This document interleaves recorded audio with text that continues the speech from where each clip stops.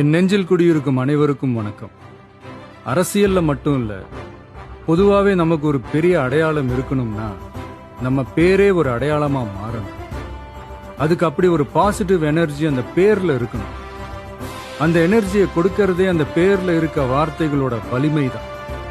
அப்படி ஒரு நேர்மறை அர்த்தமும் நேர்மறை அடர்த்தியும் நேர்மறை அதிர்வும் நேர்மறை வலிமையும் ஒரு சேர கொண்ட ஒரு சொல் இருக்கு.